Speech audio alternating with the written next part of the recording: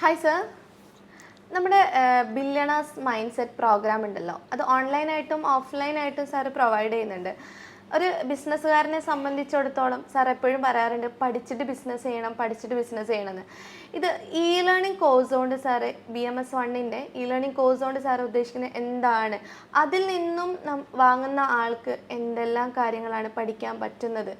അദ്ദേഹം ബിസിനസ് ചെയ്യണമെങ്കിൽ E learning മാത്രം ഉപയോഗിച്ചാൽ മതിയോ, അല്ലെങ്കിൽ ഓഫ്ലൈനായിട്ട് അറ്റൻഡ് ചെയ്യുന്നതിൻ്റെ ബെനിഫിറ്റ്സ് രണ്ടും തമ്മിൽ എന്താ ഡിഫറൻസ്? ഞാൻ പറയാം. ശരിക്കും പറഞ്ഞാൽ നമ്മൾ ഈ ബില്യണെയർ മൈൻഡ് സെറ്റ് 1 BMS1 അതിന് നമ്മൾ ദി ബില്യണെയർ മാസ്റ്ററി എന്നാണ് ഇപ്പോൾ പേരിട്ടേക്കുന്നത്. അതിനകത്ത് പ്രധാനമായിട്ടും ഈ കോഴ്സ് പ്രോഗ്രാം പഠിച്ചിട്ട് അവരെ ബില്യണെയർ ആക്കാമെന്നും പറഞ്ഞപ്പോൾ ഒരു പ്രോമിസൊന്നും അല്ല, അങ്ങനെ തെറ്റിദ്ധരിക്കരുത്. ഒരു ബില്യണെയർ എങ്ങനെയാണോ ചിന്തിക്കുന്നത്, ഗ്ലോബൽ ബില്യണെയറിൻ്റെ ആ ചിന്താ രീതിയിലേക്ക് ഈ പ്രോഗ്രാം എടുക്കുന്ന ആൾക്കാരെ കൊണ്ടുവരിക എന്നുള്ളതാണ്.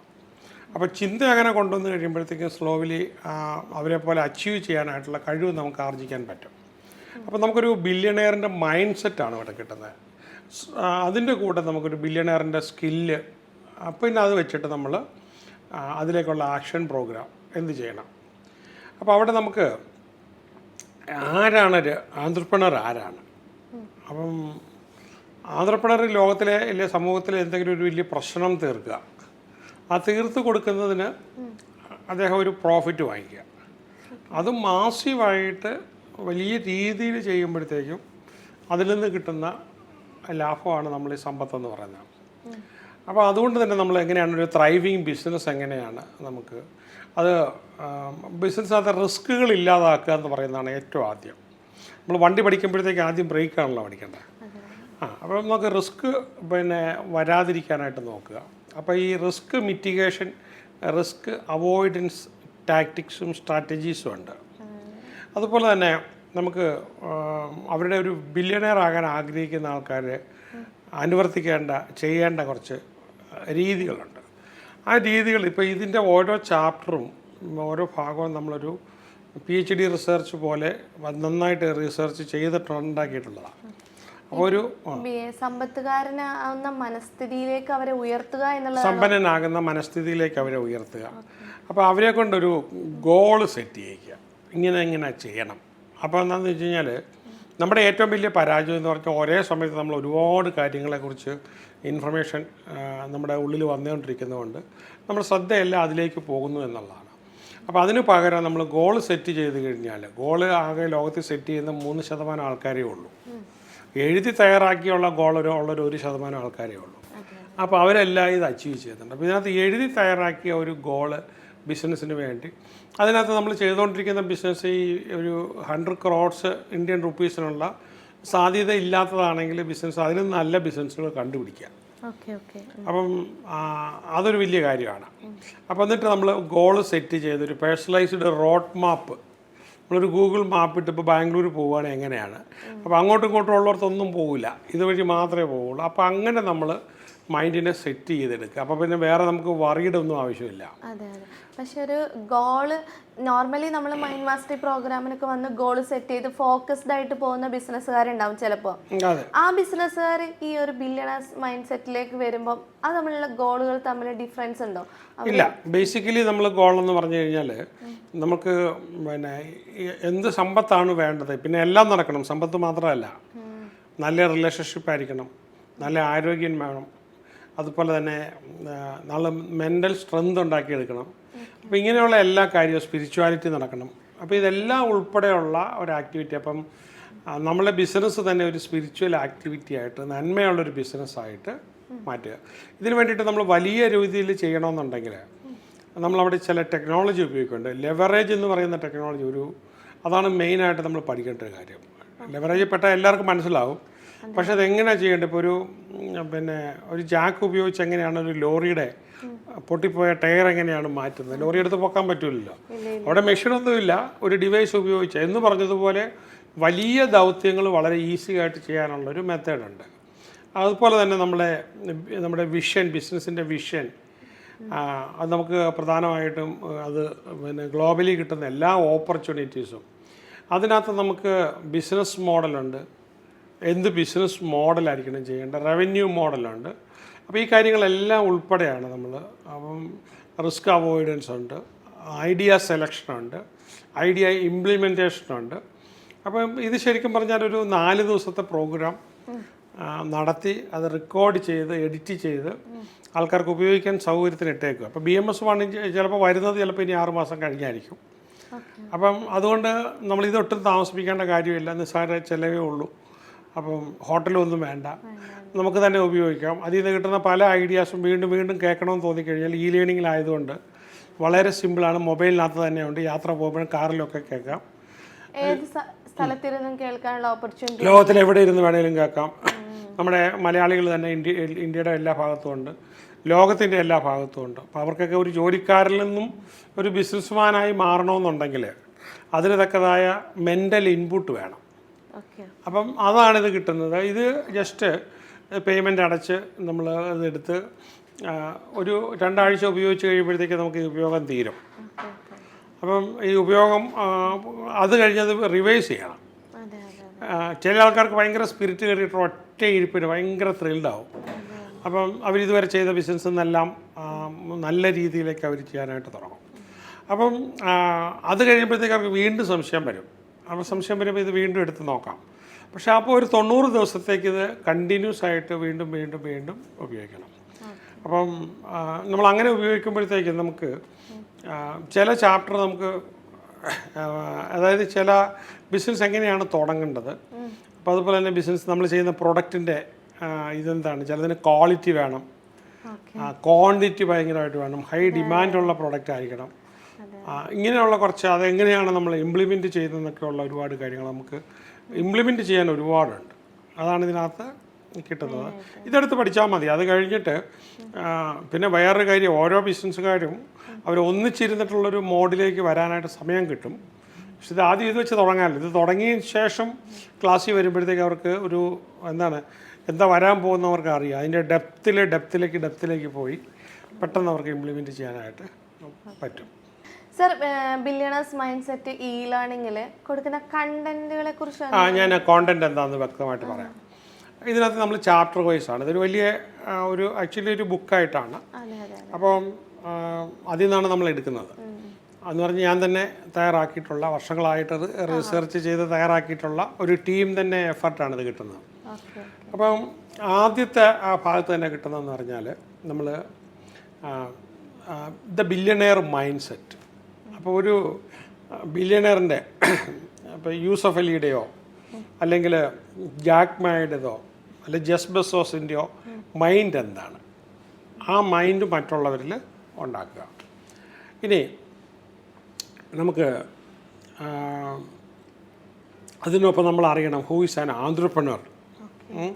യഥാർത്ഥ ഒരു സംരംഭകൻ എന്ത് ചെയ്യുമ്പോഴാണ് അതൊരു സംരംഭമാകുന്നത്. പിന്നെ അതിനകത്ത് അടുത്തൊരു ഭാഗം പഠിക്കാനുള്ളത് ideas to be a billionaire. നമുക്ക് ആയിരക്കണക്കിന് 10,000-കണക്കിന് ഐഡിയാസ് ഉണ്ട്. അതിൽ ഏറ്റവും നല്ല ഐഡിയ ചൂസ് ചെയ്ത് അത് ഐഡിയ തന്നെ ഉപയോഗിച്ചുകൊണ്ട് നമുക്കെങ്ങനെ, അപ്പോൾ ഏത് ഐഡിയ ആണ് നമ്മൾ തിരഞ്ഞെടുക്കേണ്ടത്, എങ്ങനെയാണ് എടുക്കേണ്ടത്, അത് എവിടെ നിന്നെല്ലാം നമുക്ക് കിട്ടും, ഏതെല്ലാം സോഴ്സ്, ഇൻ്റർനെറ്റിലാണ് എവിടെയാണ് കിട്ടുന്നത്, പുസ്തകങ്ങൾ എവിടെയാണ് കിട്ടുന്നത്, അതിനെങ്ങനെയാണ് റിഫൈൻ ചെയ്യുന്നത്. 10,000-കണക്കിന് ഐഡിയാസിൽ നിന്ന് നമുക്ക് സ്യൂട്ടബിളായിട്ട് നമ്മുടെ പേഴ്സണാലിറ്റിക്ക്, അതേപോലെ തന്നെ നമ്മളുടെ ടാലൻസ്, നമ്മളുടെ പാഷൻ, നമ്മുടെ ജീവിത സാഹചര്യങ്ങൾ, ഇതിനെല്ലാം ചേരുന്ന ഇതേതാണ് ആ ഐഡിയ കണ്ടെത്തുക. അപ്പോൾ അതുപോലെ തന്നെ നമ്മൾ ഐഡിയ കണ്ടെത്തി കഴിഞ്ഞാൽ അതിനുള്ള ഓപ്പർച്യൂണിറ്റി ഉണ്ടാക്കണം. അപ്പോൾ ഇവിടെയാണോ, വിദേശത്താണോ, കേരളം മുഴുവനാണോ, ഇന്ത്യ മുഴുവനാണോ, എവിടെയാണ് നമുക്കിതിനുള്ള ഓപ്പർച്യൂണിറ്റി, കളിത്തട്ടകം എവിടെ ആയിരിക്കണം. പിന്നെ അതുപോലെ തന്നെ ഈ ഇതുവരെ റിച്ച് ആയിട്ടുള്ള ആൾക്കാരുടെ സക്സസ് സീക്രട്സ് ഉണ്ട്.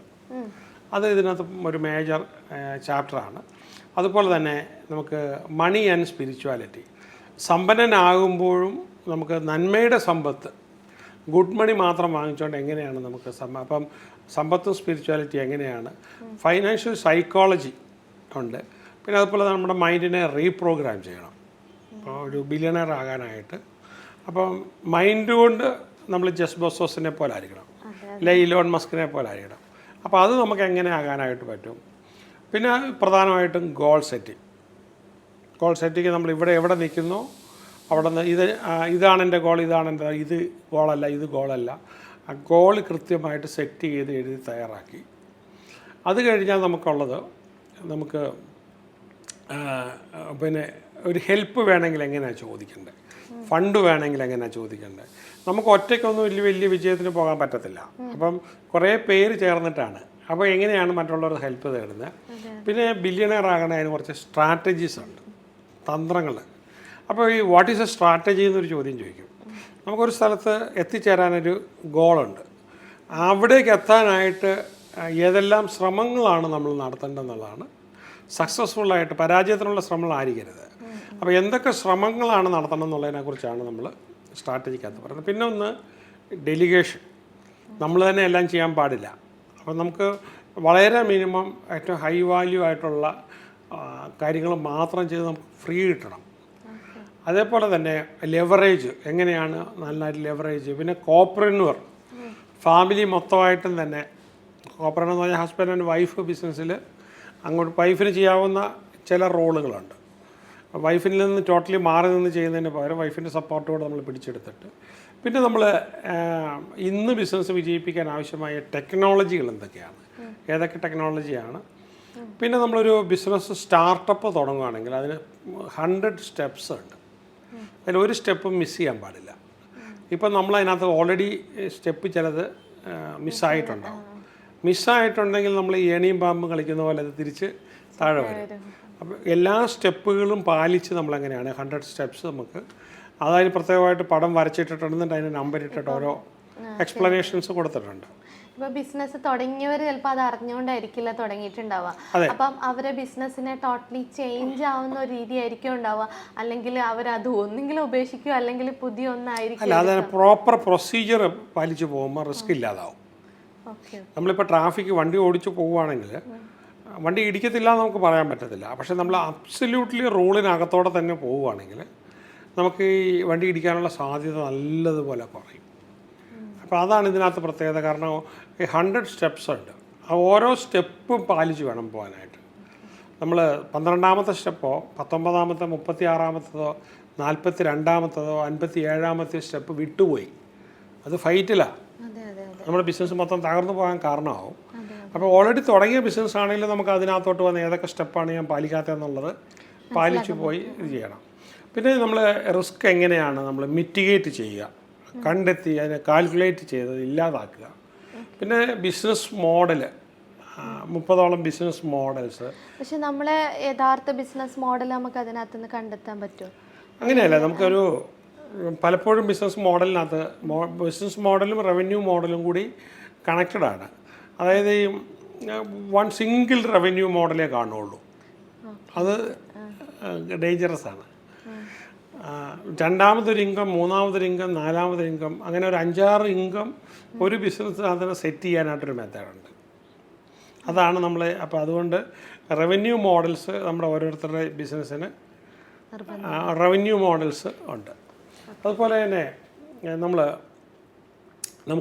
മൈൻഡിനെ അങ്ങനെ പ്രോഗ്രാം ചെയ്യണം, വ്യക്തമായിട്ട് പ്രോഗ്രാം ചെയ്യണം. ഇത് ശരിക്കും പറഞ്ഞാൽ ഒരു ആസ്പയറിങ് ആന്ത്രപ്രനേഴ്സിനും ഓൾറെഡി തുടങ്ങിക്കഴിഞ്ഞ് വലിയ വിജയമില്ലാത്തവർക്കും, അതല്ലെങ്കിൽ ഓൾറെഡി ബിസിനസ് എസ്റ്റാബ്ലിഷ് ചെയ്തു മറ്റൊന്ന് സ്കെയിലപ്പ് ചെയ്ത് പോകണം, അതല്ലെങ്കിൽ പിന്നെ ഓൾറെഡി ബിസിനസ് സ്റ്റാർട്ട് ചെയ്തു അതൊരു നല്ല ട്രാൻസിഷനിലേക്ക് ഒരു കുതിച്ചുചാട്ടം നടത്തണം. അപ്പോൾ അതുപോലെ തന്നെ അവർക്ക് ഒരു പിന്നെ പേഴ്സണലായിട്ടും പ്രൊഫഷണലായിട്ടും ഒരു ഗ്രോത്ത് ആഗ്രഹിക്കുന്ന ബിസിനസ്സിന്, പിന്നെ അതുപോലെ തന്നെ ഒരു ബില്യണിയർ ലെവൽ സക്സസ്സിലേക്ക് പോകണമെന്നുണ്ടെങ്കിൽ അതിനിത് വളരെ അത്യാവശ്യമാണ്. അതുപോലെ തന്നെ പിന്നെ അപ്പോൾ നമുക്കൊരു ബില്യണിയർ ലെവലിലേക്ക് പോകാനുള്ള റൂട്ട് വളരെ കൃത്യം. ഇപ്പോൾ ഇത് ഈ കംപ്ലീറ്റ് പഠിച്ചു കഴിയുമ്പോഴത്തേക്ക് ഇതിപ്പോൾ ഒത്തിരി പേര് എടുക്കുന്നുണ്ട്. കേരളത്തിൽ നോക്കുമ്പോൾ ഞാനധികം ട്രെയിനിങ് എടുക്കുന്നില്ല എന്ന് ആൾക്കാർ വിചാരിക്കും. പക്ഷെ അങ്ങനെയല്ല, ഒരുപാട് പേർക്ക് ഇതാണ് വിദേശത്തു നിന്നൊക്കെ ലോകത്ത് എവിടെ നിന്നും എടുത്തുകൊണ്ടിരിക്കുകയാണ്. അപ്പോൾ ഈ പ്രോഗ്രാം എടുത്തുകൊണ്ടിരിക്കുകയാണ്. അതുകൊണ്ടാണ് പിന്നെ സാറിൻ്റെ എല്ലാ കോഴ്സുകളും ഇപ്പം ഇ ലേണിംഗിൽ അവൈലബിൾ ആയതുകൊണ്ട് തന്നെ ആളുകൾക്ക് ഭയങ്കര ഈസിയാണ്, ആക്സസ് ചെയ്യാൻ ഈസിയാണ്. പിന്നെ അവർ ഇത് ഒരു 1 ടൈം അല്ലെ ഒരു 2 ഡേ 3 ഡേ കൊണ്ട് തീരുന്ന ഒരു മോട്ടിവേഷൻ മാത്രമല്ല, ഇത് കണ്ടിന്യൂസ് ആയിട്ട് 90 ഡേയ്സ് കിട്ടുന്ന ഇത് ഒരു ട്രാൻസ്ഫോർമേഷനാണ്, നമ്മളെ മൊത്തം ചേഞ്ച് ചെയ്യുകയാണ്. അതെ അതെ അതെ, അബ്സല്യൂട്ട്ലി നമ്മൾ പഴയ ആളല്ല. പിന്നെ ഈ ഒരു കോഴ്സ് എടുത്ത് ഇത് തീർന്നു കഴിഞ്ഞിട്ടുള്ള നമ്മളും അതിന് മുമ്പത്തെ നമ്മളും ടോട്ടലി ഡിഫറെൻ്റ് ആണ്. അപ്പോൾ ഒട്ടും മടിക്കാതിരിക്കുക, എടുക്കുക, ഉടനെ തന്നെ ഉപയോഗിക്കുക.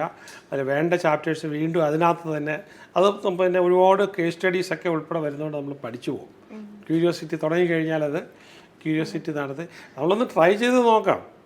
അപ്പോൾ ആഫ്റ്റർ ഓൾ ഇത്രയും ചിലവല്ലേ ഉള്ളൂ. ഓൺലൈനിൽ എവിടെ ഇരുന്ന് നമുക്ക് ചെയ്യാം. യാത്രക്കിടയിൽ വാഹനത്തിലൊക്കെ പോകുമ്പോഴത്തേക്കും വളരെ സൗകര്യമായിട്ട് ഉപയോഗിക്കാവുന്ന രീതിയിലാണ് ചെയ്തേക്കുന്നത്.